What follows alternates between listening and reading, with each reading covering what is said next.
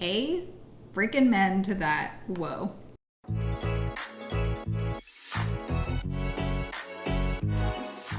Alright, so today we're doing a shadow and schmooze. This is where I put on makeup and we just chit chat, hang out, talk about life and random things. Whatever I feel like talking about. Today we've got some hot topics. Would love to know your thoughts. Everything I put on my face today is listed down below in the description box. I'm so hangry now. I filmed the intro obviously at the end of the video after I filmed the whole video.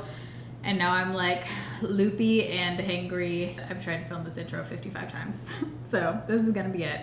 Here we go. Right, I've got my limoncello LaCroix. This is pretty good. This one's good. So, everything you've been seeing has been pre-recorded. Thank God I had those ready to go. I've just not been doing too hot health-wise. So this is the first time I'm like sitting down to film in a while. So I'm both excited, but also a little groggy / not feeling great. So please bear with me. Shadow and schmooze might not have been the best idea for a video to film right now because it's like all thinking, all talking. We'll see how this one turns out. Let me clip back my hair. Oh, I'm in my aunt's house, by the way. Thank you, Ammo, for letting me take your house for a couple hours. She just has such a good setup with like good lighting. Like there's this big table right in front of a massive door window thing. I do a mix of like, I mean, it's mostly talking. It's like 95% talking, a little bit of makeup here and there. Everything I use on my face today will be listed down below in the description box. But I'm starting off with the Etude Face Blur. I recently did a Korean K-Beauty full face trying makeup, and this was one of the products that I forgot to try. Whoa, I might have just gotten way too much of that. I don't have self-tanner on right now, so all the shades, by the way, that I'm using are gonna be on my fair skin, if you couldn't tell. I have so much I want to talk about in this video. Okay, this is gonna be a long one. You ready? By the way, I'm gonna start doing like the little, what's the word? Not timestamps, but like if you hover over on YouTube, you can kind of see the topics. Okay, one thing that I think is so interesting that I've gotten a few comments about on Instagram, and I shared it on an Instagram story recently. People were like blown away, and I agree. I'm also blown away by this.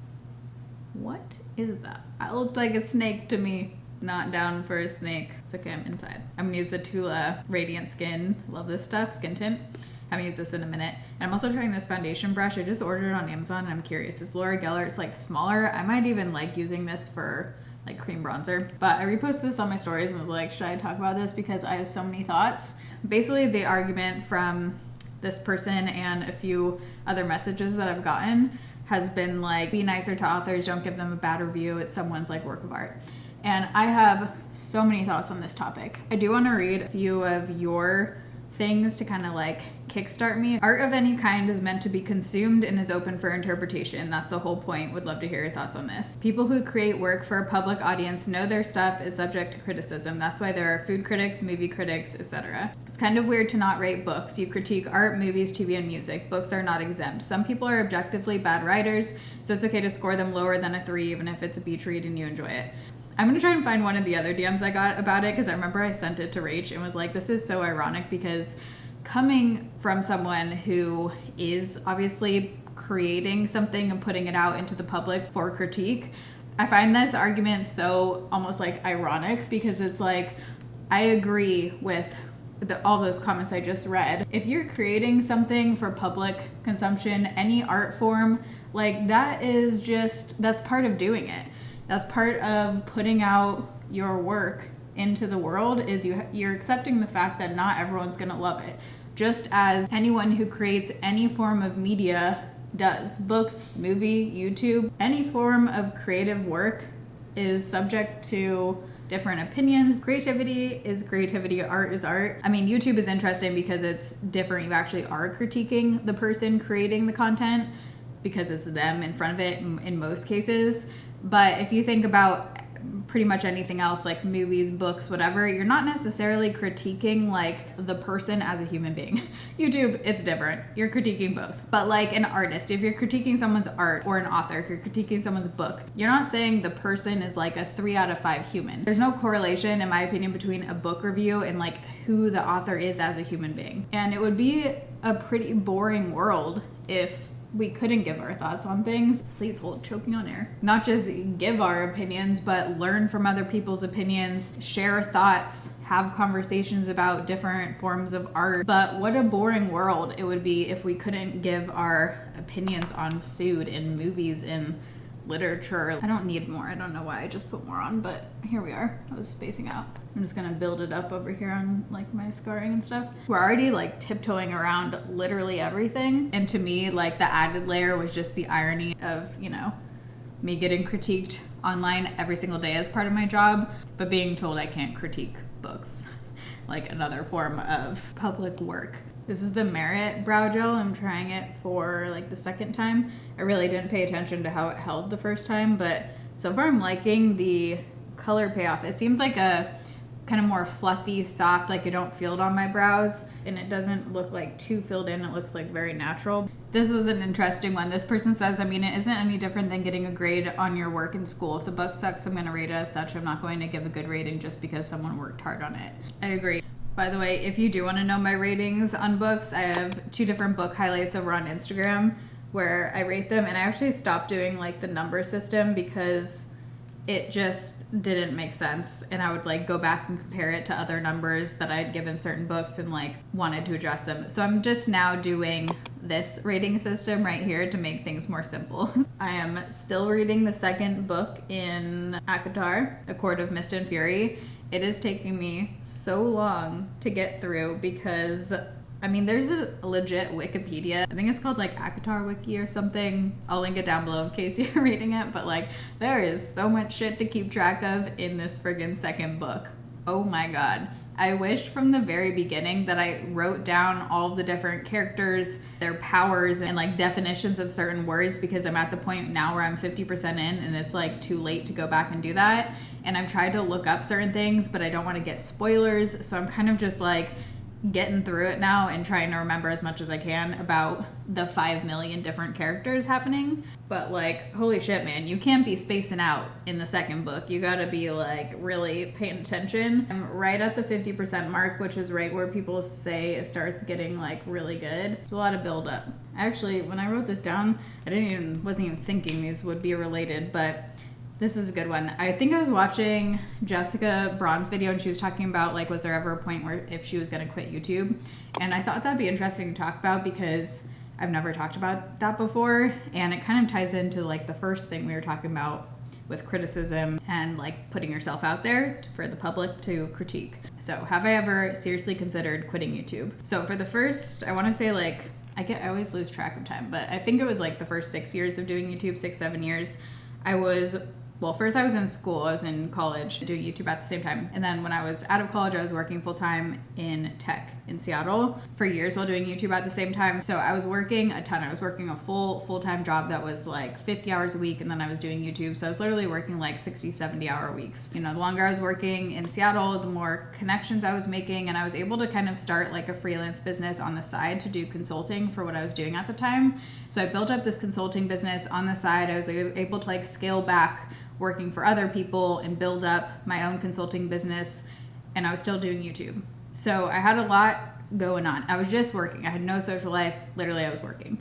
That was, you know, my priority at the time. So I never, ever, even when I financially could have years before stopped working those other jobs and just done YouTube, I truly never thought I was just gonna ever do YouTube. At one point, I just had really different career goals and what I thought I was going to be doing, what I wanted to be doing at the time. So I just never envisioned myself like only doing YouTube. I remember this one point in particular in Seattle.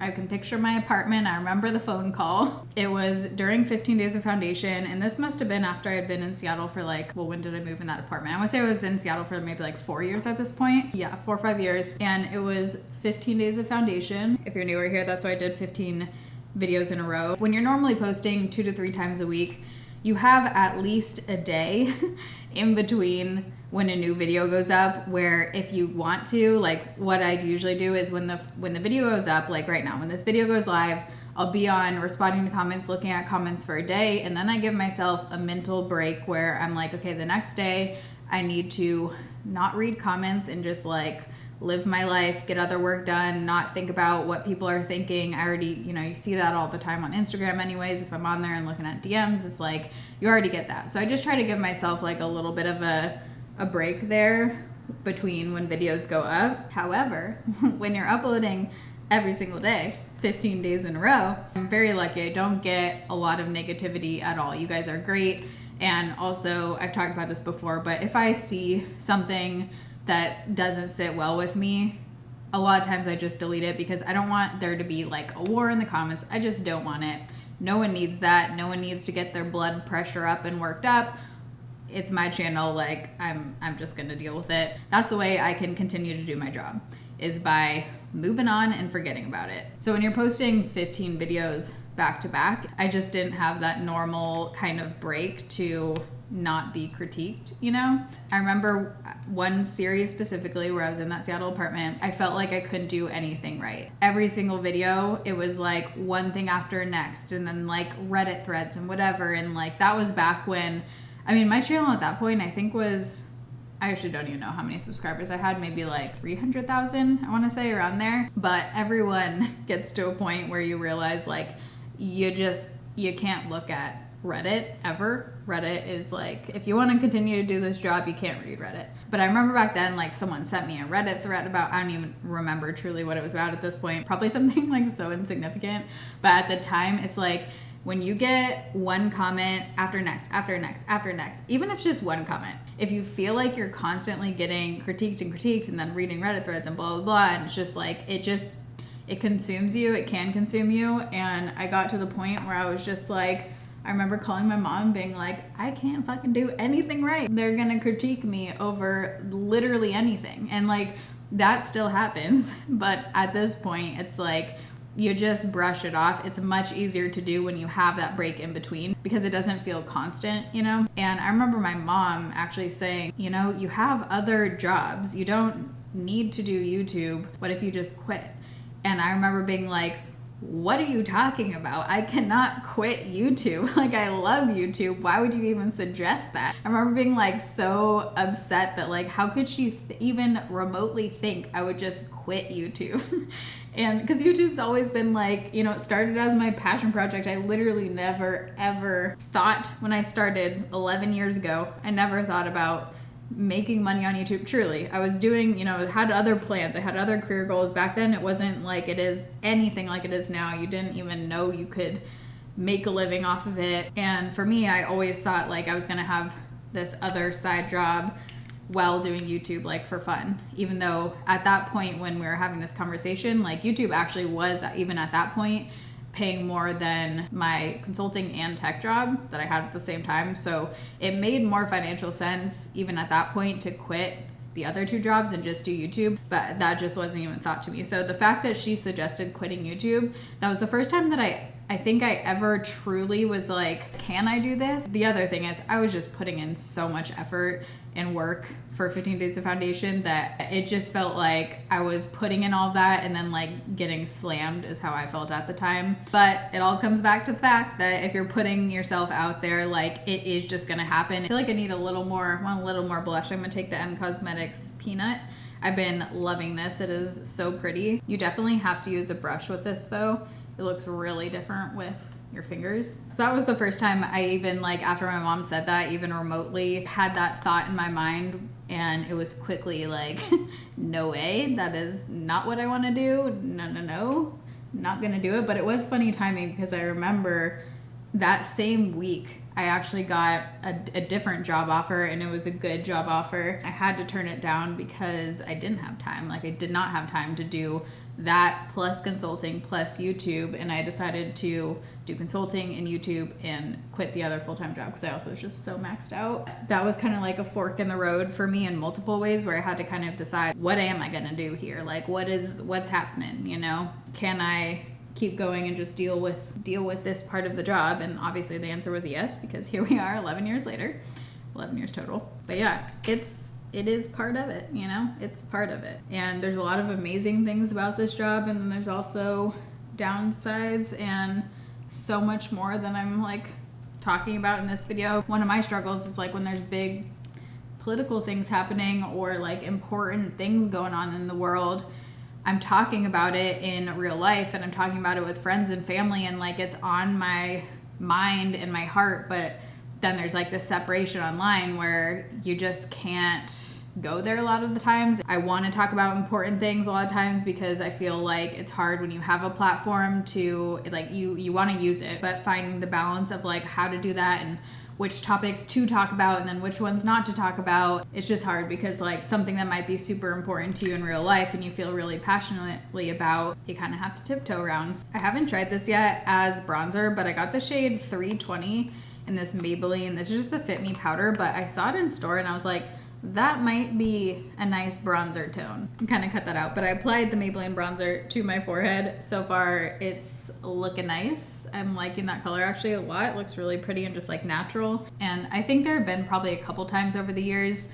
a couple other times where, you know, something challenging with YouTube. I mean, there's ups and downs, let me tell you, man. But at the end of the day, it always comes down to like, if I still love doing this and I'm enjoying doing it, it's always, do the pros outweigh the cons? And I ask myself that a lot because I have challenged, not to say I don't have challenges right now with YouTube. Like there are things that are, you know, for me make this job more difficult to do, and I am constantly evaluating like, are there still more pros and cons? And for me, there always have been, and there still are more pros than cons.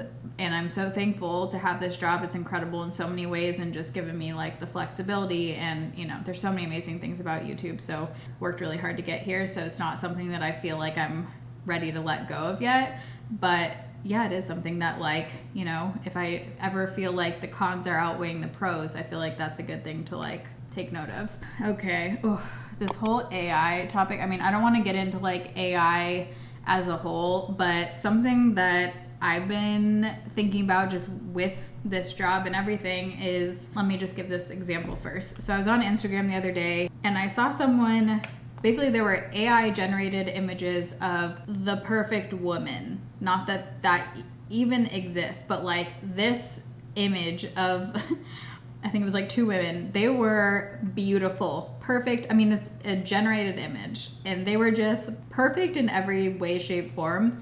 And this human was recreating the AI generated makeup look like on these women. I was just like, oh my God, it already is getting dangerous real quick. The fact that first we had to compare ourselves to, you know, edited magazine photos back in the day, then filters. Now we've come to terms that like filters exist and you just have to be, you know, aware that people might be like really utilizing them. But now we are gonna be working against literally fake computer generated humans that don't exist. Now we're going to be comparing ourselves to that. That's just one tiny aspect of it. I mean, I think it's going to get so insane with legal stuff and brands. And for example, anything can just be created out of the blue that does not exist in real life. We're going to be able to make people say certain things that they didn't say. I think it's going to be real interesting with brands because there's going to be like, for example, I saw this AI generated video of a car crash, like a car crash test, there we go, where if you're just watching the video, you don't know it's fake. You don't know it's generated by AI and it's not a real thing.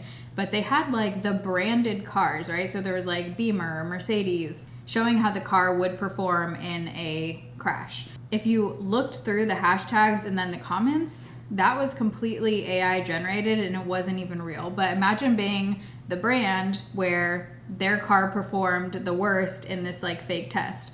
It just gets into these like crazy waters of, I mean, it's fake. So like, can they sue the creator of the AI generated video who is now costing them sales and bad marketing and bad press, and that might not necessarily been backed by real facts that now people are believing and also people don't know is fake? Is it true? Like, it just gets so confusing and so complicated, and I'm so curious how the hell anyone is going to regulate this. The regulation is here and the tech is already here and it's already been out for such a short amount of time that I cannot even imagine in the next just 6 months where it's going to be at, and like knowing our government and how slowly things can move, I just don't see how we're going to be able to regulate. I'm going to take this like pore blurring powder. It's all murky. There's no disclosure right now when something is fake. I mean, it's literally made up fake. I see so many house accounts right now where I'm seeing these like beautiful, insane interior design. You're like, whoa, where is that? Who designed that? Whatever.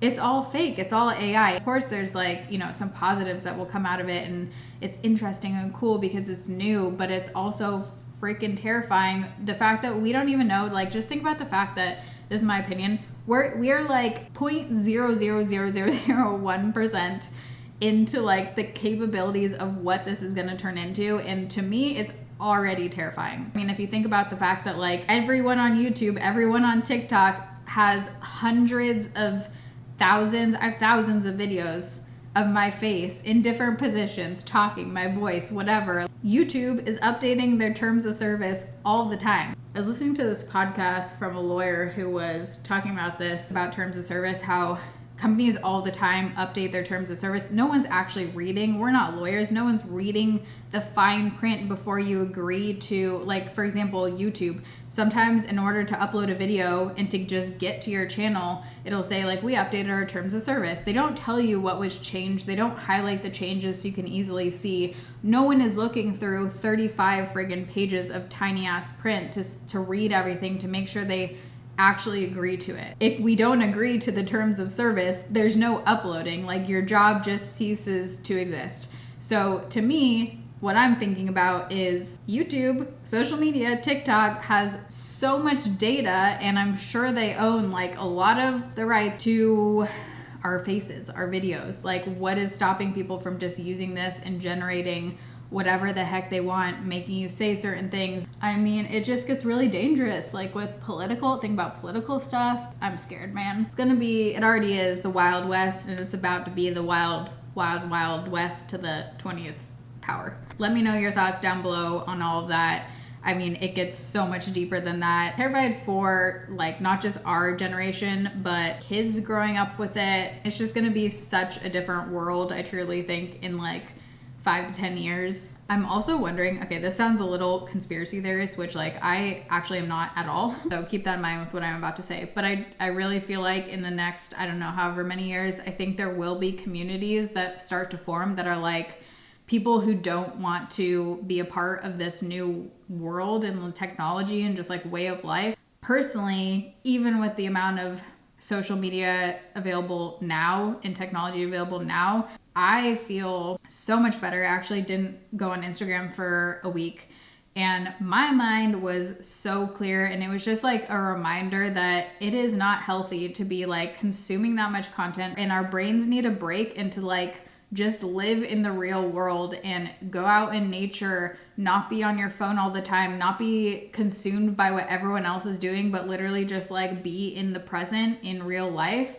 I think it's so important, and I feel like with all these advances and everything, I do think certain communities are going to start to form where the people that just don't want to be a part of that are going to live, and obviously you can't be like completely cut off. I mean, think of like banking and currency, and like it's going to affect everything, so there's no way you're going to be able to be completely cut off. But as far as just like all of the crazy shit we're going to be getting into, the social aspect of it, I really wonder and think there's going to be communities that come out where it's just like, if you don't want to be a part of it to that degree, live here, hang out with these people. I just think it's going to impact like every part of our lives, every part of our kids' lives, their kids. I mean, it's just, we're at a turning point in history, I truly feel like right now, and it's going to be interesting. It's going to be real interesting. We don't truly know the impact of all of the choices we've been making. This is the Dose of Colors palette. I've used it 2 other times so far liked it. Something I heard the other day from a therapist on a podcast was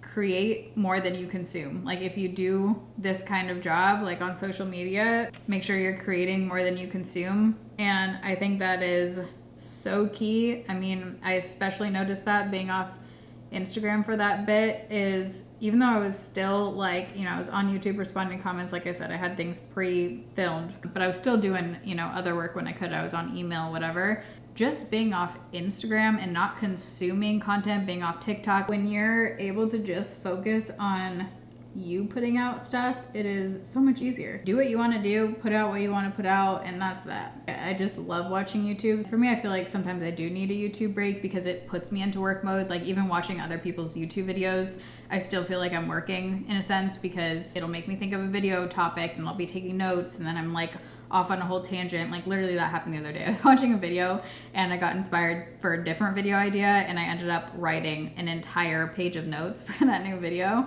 when I wasn't even like supposed to be working. I was supposed to be enjoying just like watching that video from someone. But I think there is something to be said for creating more than you consume. A couple just random updates for you that I've been getting questions about. The first one, I wanted to talk about the daith piercing because I've been getting a lot of comments asking if it did anything for my migraines. I got my daith pierced in Jordan. It's like deep in there, you really can't even see it. She did it really deep because the whole thing with the daith piercing is you want to get it like to basically as close as possible to the vagus nerve. I have so many different injuries and factors going on that it's so hard to ever pinpoint like one thing versus another. Here's where I'm at with the daith piercing. I feel like I haven't noticed a difference as far as the frequency of them at all. The severity, I don't know. Maybe like half a notch less, maybe, but it also could just be like I don't know. I never know what's doing what, you know. But I am gonna get my other side pierced next time I'm back in Jordan from the same lady because why not? It's a piercing, you know. I have 5 million piercings, so it can't hurt. That is like such a low level thing compared to other things I've done in the last, like 18 years now that yes, I will be doing the other side too. And usually mine are worse on the right side. So you're supposed to get it on the side that they're worse. Mine switch. So like I'll get it on both. Out of all the piercings I have, this one I had no effect like sleeping on because it's so deep in my ear that when you're laying on it, you can't feel it at all. The only thing it affects for me is earbuds. Like when you're putting in, trying to listen to something, it does go so far deep that it's hard to get an earbud in, so you kind of have to like push it all the way up, like the bottom piece you have to push up and then put the earbud in. It's kind of uncomfortable because it's like moving it around, so you really can't listen to music like deep in. I like when I listen to music, I want it to be loud and deep. Like I gotta hear the bass. Can blast music in a car. Wow, I'm really not doing a good job at paying attention to makeup today as I'm talking. I'm like going so slow here. This one's like a little bit warmer. Also, if we could avoid the have you trieds on this video for migraines, that would be great. I just wanted to update on the daith piercing. Not looking for suggestions on this one. I'll let you know when I am. But it would be helpful if you have had it and you have migraines. I'm sure other people would find it helpful in the comments if you share your experience on it. So feel free to, do that and help each other out below. I'm gonna take on my finger the lightest shade here and just put it towards the inner corner. One thing I like is that the cream shade on here is really nice. Sometimes they're like not pigmented enough and kind of chalky. This one is nice. I wrote this down. This is a lighter topic because I feel like I've maxed out on the heavy topics. I saw someone, I think it was Caitlin Bristow, a long time ago. This has been in my notes for a long time. I'm talking about, based on where you live, what's your response to thank you? I was reading the comments. I had no idea that like in certain states, people find it offensive if you say no worries or no problem. I feel like it's like all the things that on the West Coast are totally acceptable. If you hold the door and someone says thank you, like my response would be no worries. Let me know down below. I'm so curious now. Tell us where you live and if you think that's rude, or do you say a full you're welcome? Because I can't remember the last time I did a full you're welcome. To me it almost sounds like too proper, and that made me think like, oh my God, have I been offending people by saying no worries? It's like what I say every time. But I think that's just one of those things that within the US might just be like geographically really different. Just today I saw this post and I wanted to read it because I feel like it just kind of sums up pretty much exactly how I feel about life right now. Nothing my friends tell me shocks me anymore. No wild dream or unadvisable plan or moonshot idea. Recently, my friend told me she wants to move to Wyoming to be closer to horses. She tells me horses can hear your heartbeat from 4 feet away. That's enough for me right there. Another friend is relocating to Peru. Another to Alaska in search of his true north. Another is adopting a child. Another is turning down a killer job so she can finish the book she's been trying to write for years. Another is leaving the man of her dreams for a woman. Look, America is awful. Okay, we don't need to get into the political thing of that. I'm just reading this, okay? And the earth is too hot to handle. Truth of the matter is we're all up against a clock. It makes everything simple and urgent. There's only time to turn towards what you truly love. There's only time to leap.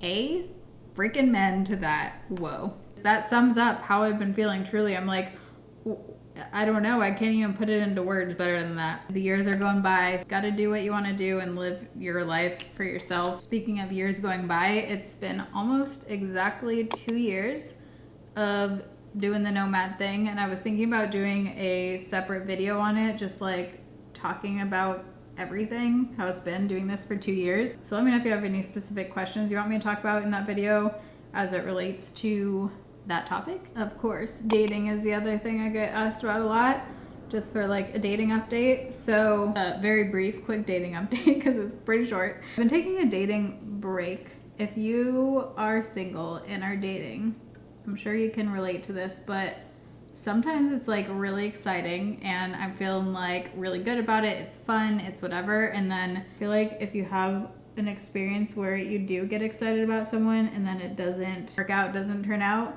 you know, it can be discouraging because you like get your hopes up for someone. Felt like I need to take a step back from the apps. For me, it's so rare that I like really like someone and can see that with someone. So to see potential in someone and then not have it work out is like, it's just, you know, we all been through it. It's not fun. I'm just taking a black eyeshadow, by the way, and like smudging over that liner I just put on. Lately, mascara primer has been such a game changer. I've been testing 5 or 6 different ones, and so far I feel like this is definitely in the top. It's the Smashbox Extension Nourishing Lash Primer. Lash primer can truly make such an insane difference with certain mascaras. Some, if they're already like a little too borderline glompy to begin with, it can make look worse because it can just add more volume, like too much volume. But if you have a mascara where you need a little extra volume or something on your lashes, it can make such a difference. But there are better ones than others. Not all lash primers are created equal. I'm gonna try again the e.l.f. Lash and Roll. I tried this in a video recently and it was very curling and like fluffy looking. So I am curious how this one looks with lash primers. And I like to let them dry down. You don't wanna go when it's still glompy wet because then you're just kind of like brushing on top of wet and it's just like sliding off and combining. So let the lash primer dry down a little bit. You still want it to have a little bit of grip so you can really like wiggle the second coat in there. Yep, I had a feeling this was gonna be a good combo because to me the e.l.f. just needs a little volume, but it has such nice separation and curl, and this is doing it. I am getting it all over my lid, but yep, that's looking good. Ooh, this might be my new go-to combo. You guys, I don't even know if you can tell because it's hard when you have like black on your lash line, but they're looking so good. They look voluminous, but still like fluttery and soft and full. I'm gonna start out with the LA Girl Shockwave Liner in the shade Mauve. I guess it's Mauve. Yeah, that's Mauve. So I have 113 by L'Oreal. Ooh, that might be pretty. Or I have Maybelline 120 Punchy. I'm gonna try the L'Oreal one. Okay, it's looking very purple, like a little too mauve. I'm actually gonna wipe off that L'Oreal one. Let's try Maybelline. Yeah, there we go. The liner looks a little weird with it. I don't think I would pair those two together next time. So that wraps up this Shadow and Schmooze. This is the final look. I'll have everything I used today listed down below in the description box and also pin a comment with the links there as well. But I hope you guys enjoyed this video. If there's any topics or questions or things you want me to talk about in the next Shadow and Schmooze, you can comment them down below. But as always, truly thank you if you stuck around and watched this entire video. I really appreciate you watching and your support and leaving comments. Those of you who comment, thank you so much. It does help my channel out, and it helps my channel out when you thumbs up a video. So I really appreciate it. But I love you guys. Thanks for watching. See you in my next video. Bye.